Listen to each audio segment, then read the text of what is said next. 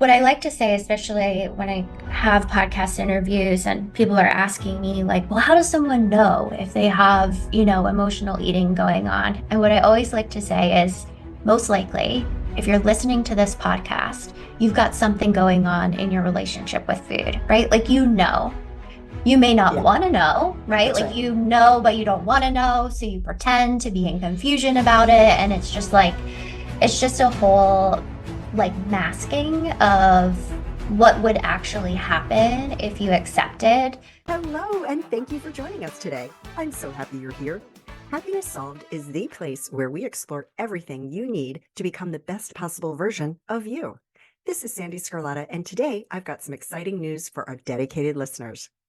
We've just launched our exclusive members only portal. This is your ticket to a world of additional content designed to deepen your understanding and engagement with the Happiness Solved mission. To learn more about all of the exciting benefits, stay tuned until the end of the episode where I will explain in greater detail. For those interested now, head over to happinesssolved.supercast.com. Today is another amazing conversation, so let's get started. Jessica Procini. So great to see you. You just have such a great smile and you just light up. How are you today?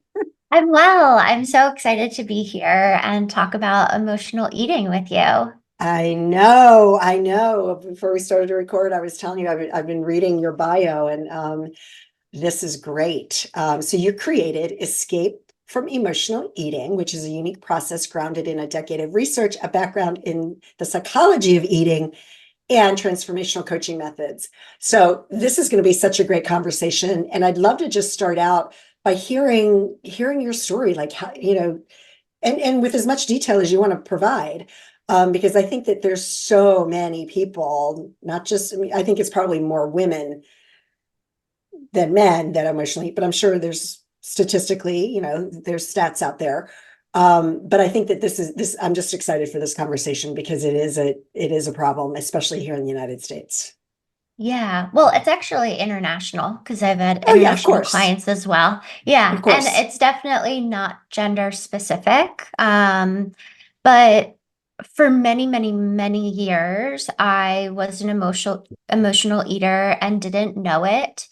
And really started out on this health journey like everybody else of just trying to eat healthy and, work out. And as I started on that journey, um, I started to become kind of obsessed with healthy eating, and even working out in this really kind of fear driven way that if I wasn't eating healthy or I wasn't working out every single day, that my body would just like blow up like a blimp. And over time, I realized that that fear was really rooted in a compulsive pattern with food where I would overeat. I would eat even when I wasn't hungry. I felt hungry all the time, even though I wasn't physically hungry. It was like there was so much crap in my relationship with food. And for many, many years, I just kind of believed this myth that if I ate healthy enough and I worked out like all the time, then it would kind of solve all my food and body problems and I would have peace with food. But long story short, what I quickly learned when eating healthy, working out all the time, and years in therapy never really gave me the peace that I desired. What I learned was that I was an emotional eater. And that first came as a really big shock because if you look at me now and you even look at pictures from the past, you would never know that I was an emotional eater. I don't have a classic story of, oh, I was multiple hundreds of pounds and Right. could put away 10 pizzas and 10 bags of potato chips. Like that wasn't me. I was a person who would, after a long, stressful day, use food and a couple of glasses of wine to take the edge off.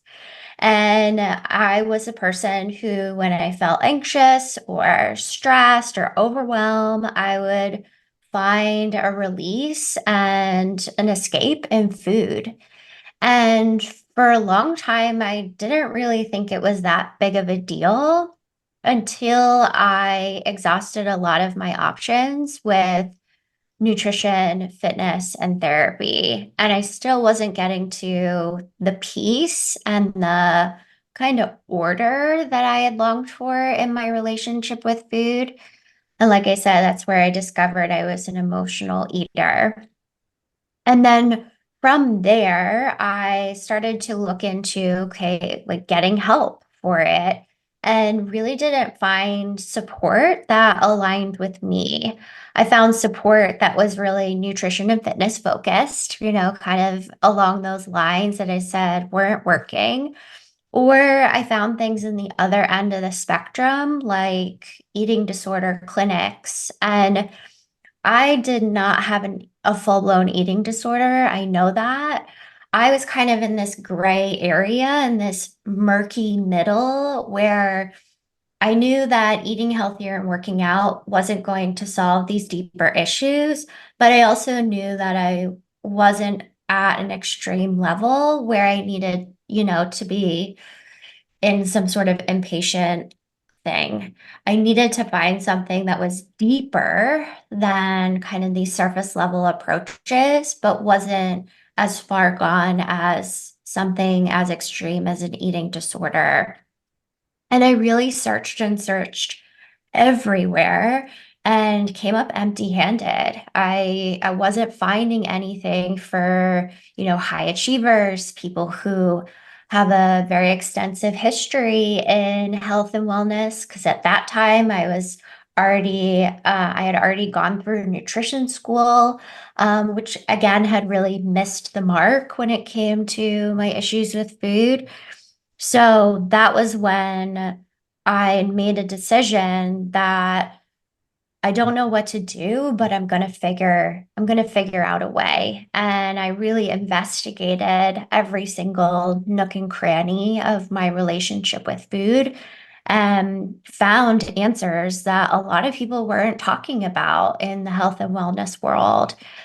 And first priority was to first heal my relationship with food.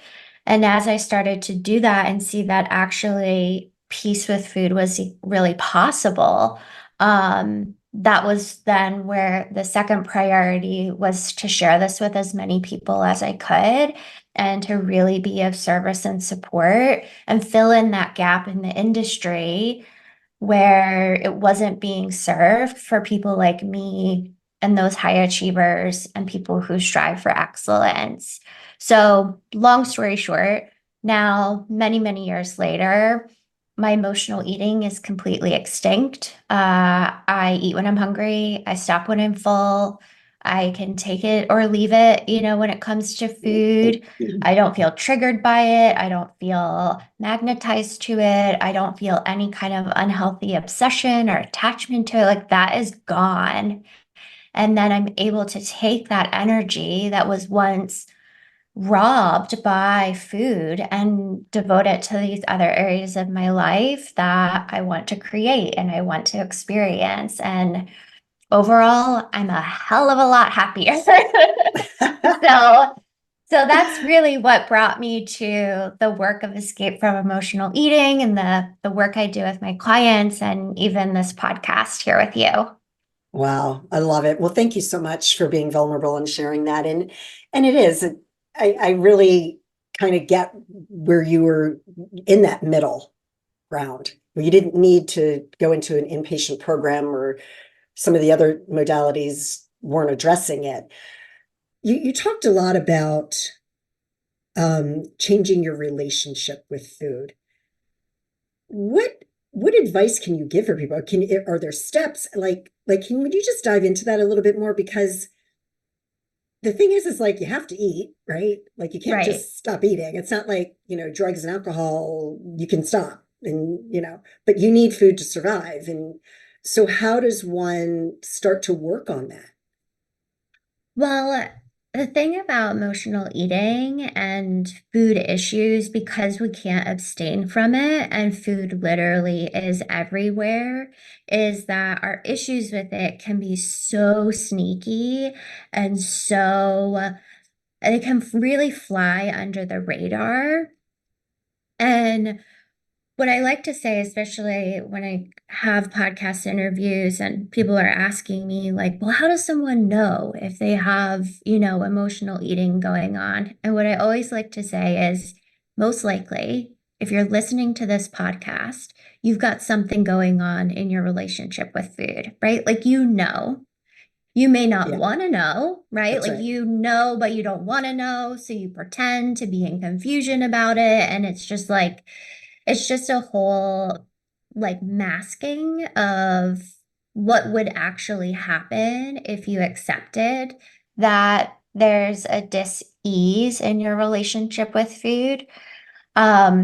So the first thing that I say to a lot of people is like, look to learn. Like, what is going on when you come across food? If you see food, do you just put it into your body? Or do you stop and do you assess? Am I actually really hungry? What is my body telling me versus what is my mind saying? Right.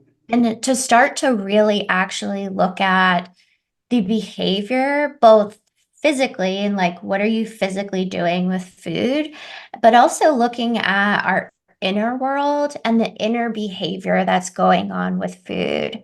So, for example, when I was emotionally eating, whenever I would just even consider the possibility of stopping when I was satiated and potentially leaving food on my plate, whenever I would start to roll up to that experience and an eating experience, I would have this wild fear that I would never eat again. It Mm, would be this like very almost like a rabid, like a very fast, um, yeah, it just felt like this animalistic, like, you're never going to eat again. You better eat that. Like it would talk really fast. It wasn't like kind of like my normal voice. And um, came with such intensity that I remember that it would really scare me into like eating. And it sounds so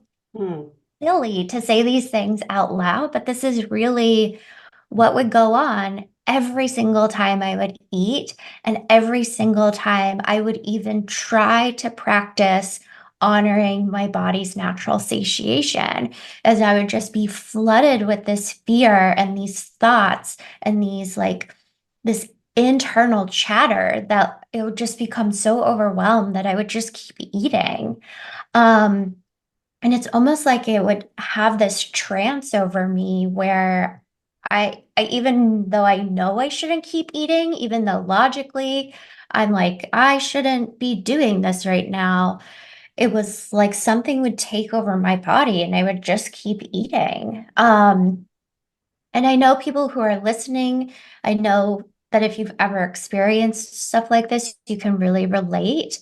And this is what we need to be talking about. These are the things we need to be spreading awareness around because even as I share this now, there's a part of me that's like, oh gosh, people are going to think I'm crazy to articulate the experience like this because it's not so widely talked about and right. because it's not widely talked about, then there isn't the avenue of support that we could be having to then have an eating experience where there isn't a lot of distraction and there isn't a lot of interference and where we can honor our body and we can honor, our natural satiation and say no when we are complete. So yeah, I would say starting with looking at what is going on both externally and internally is a great place to start. Yeah, yeah, for sure. Because, and first of all, I just want to say to you, again, thank you for being so vulnerable. And, you're not crazy. And nobody's going to think you're crazy, right? Because we all have these thoughts in our mind. And it's, many times we are our own worst enemy because of the thoughts that are going on in our mind. Right. And, so thank you for opening up this space for other people to hear that and be like, okay, it's not just me. I'm not alone. Because many times, no matter what it is that you're dealing with, many times you feel alone, that you're the only one that's Mhm. having these issues, and you're not, right? Right, right. Yeah. You're not alone. And I actually believe it's part of the health journey, right? Like I Yeah. kind of see these levels of the health journey of like level one is kind of learning what foods work for you and what foods don't for you. So it's like a lot of what to eat. And then as you get deeper into kind of like the health world, you start to get more into like the why, like why are you eating? And that's really where my work exists, is kind of in these deeper levels of health. Because one thing that I know for sure is that when we are emotionally eating, we are not in integrity with ourselves. And I think a lot of emotional eaters can relate to having these experiences where we tell ourselves we're not going to do something. Like we'll tell ourselves, like, I'm not going to emotionally eat today, or I'm not going to overeat today, or I'm not going to eat all of this. And then the next thing we know, we're eating it all. We're emotionally eating. We're doing the exact thing that we said we weren't going to do. Right. And if you do that repeatedly, which is what happens with emotional eating, it totally erodes your foundation of self-trust. Then you Yes. could be telling yourself anything and like you don't know what is actually truth. So one of the things that I know is like from healing my relationship with food and my emotional eating is that there is a deep, deep sense of self-trust, a deep sense of self-knowing, a deep sense of self-assurance. Like I know myself so much better. Like I am my own literal best friend because I am no longer afraid to look at some of the parts that are, not my best. I'm not afraid to go into those dark spaces and be like, we need to clean this up. And and that's really what healing emotional eating gave me. And if someone back in the day when I was emotionally eating had said, like, oh, well, if you're emotionally eating, you're not really trusting yourself, I'd be like, psh, what do you know? But now, like being on the other side, I'm like, oh, so spot on. Like I definitely could not trust myself back when I was emotionally eating. And my behaviors with food were just one way that I couldn't trust myself. But there were other areas of my life at that time that I couldn't trust myself. I couldn't trust myself to, you know, date good people or be in a career that was aligned with me. I mean, it was just like, it was showing up in all aspects, not just Mm. with food. Interesting. So when it comes to self-trust, do you recommend like breaking it down into, like bite-size morsels, no pun intended? Because like when I'm working with people and talking about forgiveness, for example, Hmm. it's like sometimes, when you have a big situation that you're trying to practice forgiveness, it's going to keep coming up. So it's better to just, sometimes you have to work on forgiveness every minute of every day, or sometimes it's only every hour. So that's what I mean. So when it comes to self-trust, would you recommend, I don't know, because you're the expert here. Like I really literally don't know very much about what you're talking about. So thank you, because Yeah. you're educating me. I would just think that okay, well, for the next hour, I'm not going to emotionally eat. Like, is that a tool that you could recommend to people, or You or does know, or does it not matter? yeah, so I totally believe and recommend and highlight and underline incrementalization when it comes to learning any new skill, whether it's forgiveness, whether it's confidence, whether it's self-trust, whether it's learning how to paint. Like it's Yeah. just like, let's start small so we Okay. can get those good wins and then, keep the momentum going and build upon that. But what I found for myself and my clients is that we can't just start out being like, I'm going to trust myself, because what that then does without having a strong foundation is that it leads to a lot of perfectionism, Mhm. meaning it'll lead to false promises and trying to abstain or resist certain patterns. And when those patterns can actually be really ripe with wisdom and teachings and learnings. So, for my clients, before we even get into the realm of knowing the language of your body and knowing when you're hungry physically and knowing what emotional hunger is versus physical hunger, like before we get into all of that, we start paving the foundation by getting into the emotional gym. And we do that by teaching our clients on how to move out of a stressed fight, flight, freeze state and into a rest, restore, rejuvenate state. And to be able to flip that switch without using food. So it gives them more options and they start to see, like, oh, food isn't the only option I have. I have food and this whole giant toolbox of tools that I can play with. And it starts to relax the attachment to the compulsive patterns. And people start to feel better. They start to feel more peaceful. They start to feel more present. They start to like really know how they're feeling and be able to articulate it. And what that does is then their inner world doesn't start to, or it doesn't feel so threatening all the time. When we have emotions that we can't name and or we can't tame, our inner world becomes very unsafe.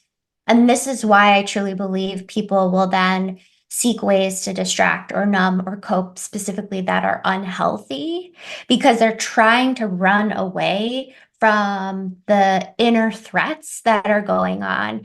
And using that example we were talking about earlier of like these voices in my head, like the inner demons, I was eating to get away from those voices. Right. But in reality, like those voices are with me everywhere I go. Right. So instead of trying to consume as a way to quiet, we want to release as a way to bring relief. And I teach my clients these tools like digesting emotions and the fear flush, which I even teach people in my discovery sessions of like, how do we work with these energies and emotions in a different way? And the trust building and the safety starts from those first steps. So when we start to get into the deeper aspects, like honoring your body's satiation and knowing and being able to manage the risks that come with that and the fears that might pop up, then it becomes easier to trust, and trust gets built through practice. So it's like trust is more of like a long-term goal, but in the short term, we have to build in some of these more foundational pieces so that you have something to rely on and stand on and feel secure in before you try trusting yourself.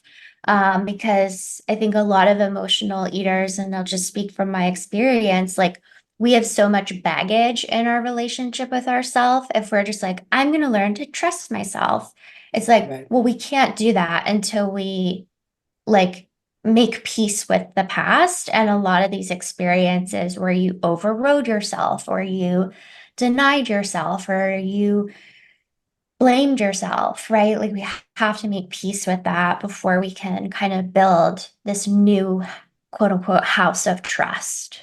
Right. Yeah. Oh, I love that was beautiful the way you explained that. So emotional eating, when it comes to your self-image, because I know like most of the time with eating disorders, a lot of it comes back to their insecurity with the way they look. Does emotional eating play into that as well when it comes to the self-image, or is it more emotional, like you said, emotional baggage, to use your words, or childhood trauma? You know, Yeah, I mean, I believe that our issues with food are deeply connected to our issues with our body and vice versa, because one has consequences on the other and vice versa. Again, they are connected. Um, that being said, what I will share, and I want to specifically talk about women who are high performers and strive for excellence. What I believe is that these are the women who are actually like the powerhouses. These are the super women. These are the women who, if nothing was standing in their way, they could quite literally move mountains. But somewhere along the way, they've learned that it's not okay to be their full selves, that it's not safe, that they're too much for this world or whatever community they're in. And they've learned to clip their own wings and hold themselves back and then beat themselves up and judge themselves until like they are barely breathing and have a hard time getting out of bed in the morning. What I believe is that part of healing our emotional eating is about learning how we can step into the fullest versions of ourselves and not be afraid of our own power, our own beauty, our own value, our own worthiness. Um, and I truly believe that healing emotional eating is like the way for us to really restore our full potential. Um, So when it comes to body and body image and how they see themselves, of course, we start out with clients who, quite literally, if they're really honest, like hate themselves, right, or really don't feel like they're enough, or clients who just feel like no matter how hard they work or how good they eat, it's just never like creating the results that they want. And instead, like where we leave them at the completion of our work is where they're having this deep understanding that there was nothing wrong with them. right. The world simply taught them to cut their wings, to hold themselves back, to just literally be less than their full selves. And I would say that my personal experience is a great example of that. And I know that my clients feel the same way. Yeah. Yeah. Thank you for sharing that.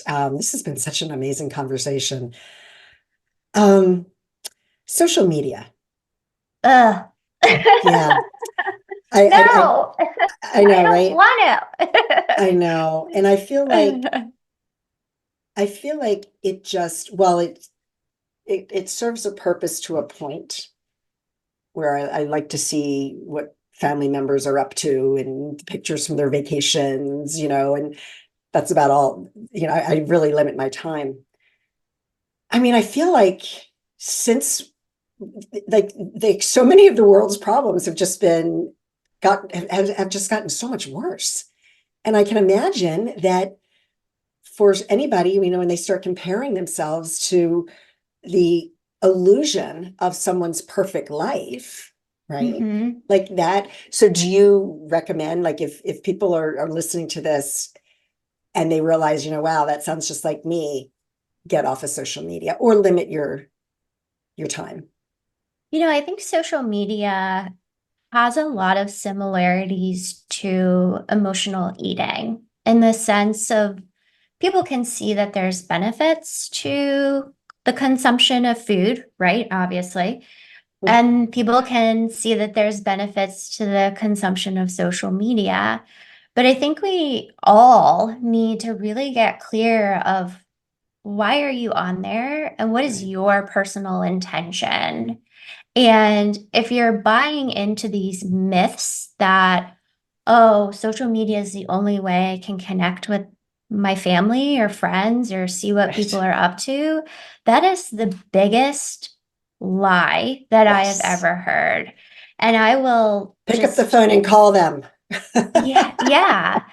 I mean, especially because so many people are so reliant on like media and kind of like 3 degrees of being connected, there is so much more meaning in reaching out to someone. And Yeah. I mean, I think I'm on social media like maybe once a week for 10 minutes at a time just to see if anyone's DM'd me. And then I literally get off because there's literally nothing on there that is of value to me. Yeah. Um, and like I've found other ways to market my business. I've found other ways to connect with people who are meaningful to me. I've found other ways even to stay in touch with past clients. Like there's so many other ways. So I think we really need to, number one, reevaluate like what's the intention of going on Right. and how can that intention be served in other capacities so we don't get into this scarcity mindset of, oh, I have to be on social media. Right. Because when we say something like that, that's a very powerless statement. A Right. more honest statement is I choose to be on social media or I choose not to be on social media. And each and every person has a choice That's right. in where they invest their time, energy, and resources. And I've done plenty of experiments myself of, how do I feel when I'm on social media and engaging with it consistently? And how do I feel when I'm off?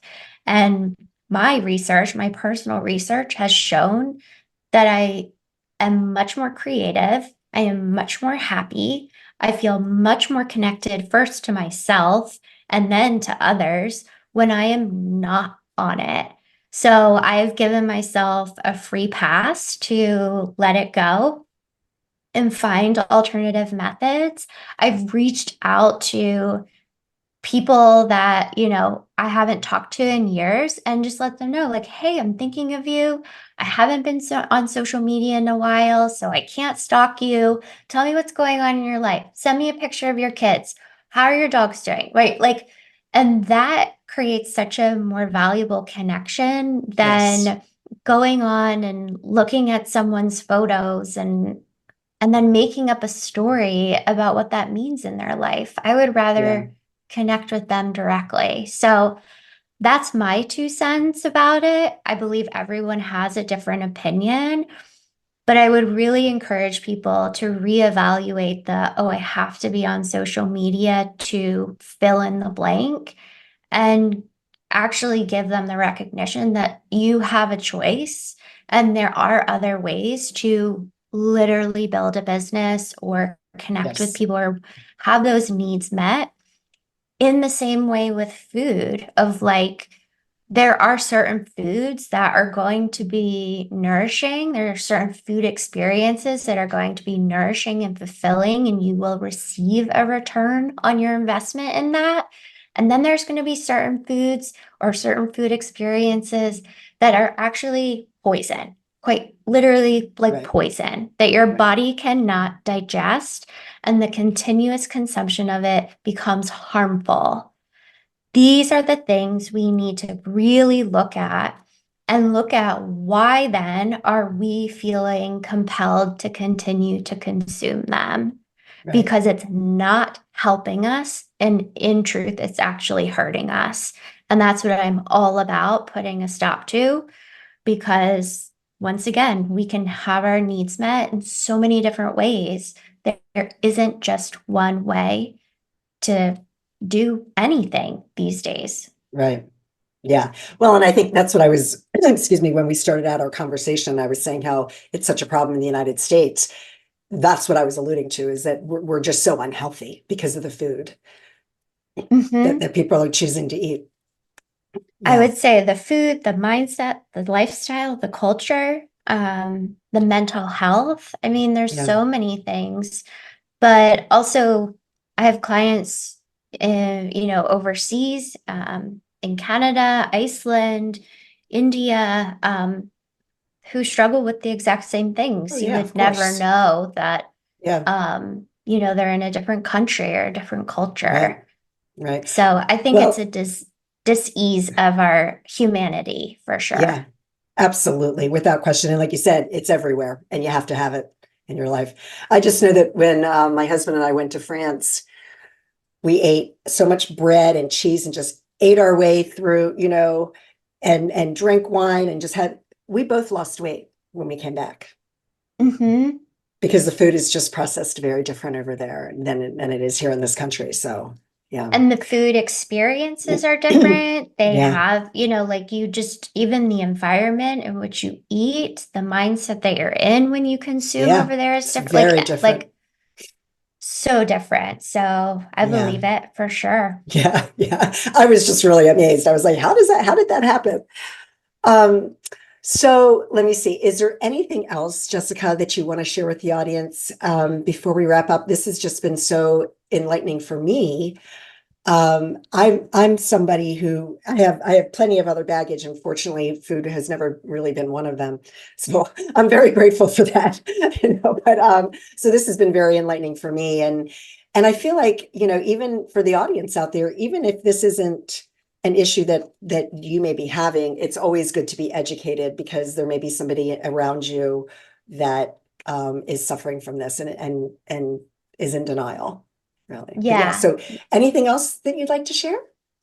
I would just like to share that there's plenty of resources on my website. So I highly recommend coming on over to escapefromemotionaleating.com. There's a great starter kit where you can really get into some of the roots of emotional eating and receive a packet of a guide and resources and tools. I send out weekly newsletters with tips and inspiration and tools. And then if you're even curious if, I'm the right fit to work with you and help you in this arena, we can also talk about that and set up some time to explore this more deeply one-on-one. So the place to do all of that is escapefromemotionaleating.com. And feel free to send me an email or anything like that because I'm here to help. And if I can't do it, I can probably connect you with someone somewhere who can be what you're looking for. So just here to help people and getting what they need. Well, thank you. Thank you for what you're doing. Those links will be in the show notes as well, because I see you have a Get Your Free Beginner Guide. So that link will Hmm. be there as well. And yeah, reach out to Jessica because when you're working with a professional, it's so you want somebody who's not only lives and talks the talk, but you've done the work. Yeah, So yeah. thank you. Thank you for everything that you're doing because I know I just loved how you broke it down because it's kind of one of those things that, like you said, that people aren't talking about. So I'm glad that we had this conversation and thank you for what you do. Thank you. Thank you so much. Thank you, Jessica. Thank you, everyone. I hope you enjoyed today's conversation, and as promised, I'd like to give you more details of what you can expect as a member of the Happiness Solved exclusive community. First, you'll have access to a treasure trove of extra podcast episodes. These episodes dive deeper into the topics we discuss, featuring additional expert interviews only found here. But that's not all. As a member, you'll also get access to a series of mindset training sessions. These recordings are tailored to help you understand the how and why your mindset is the most important asset you have, empowering you to achieve your personal and professional goals. And for those of you looking to find a moment of peace in your busy lives, we've got something special. Exclusive guided meditations. These sessions are crafted to help you relax, refocus, and recharge. Whether you're a meditation guru or just starting out, there's something here for everyone. Becoming a member is more than just accessing extra content. It's about joining a community of like-minded individuals, all on a journey to live life to its fullest and become the best possible version of you. So how can you join? It's simple. Go to happinesssolve.supercast.com and sign up. Don't miss out on this opportunity to deepen your journey with us. Again, that's happinesssolve.supercast.com, and it will also be in the show notes. I am so grateful you're a part of our Happiness Solve family, and I thank you from the bottom of my heart for your continued support. Again, I am so grateful for you, and I hope that you and your family are healthy and safe, and that your lives are filled with peace, joy, and happiness. Take care, everyone.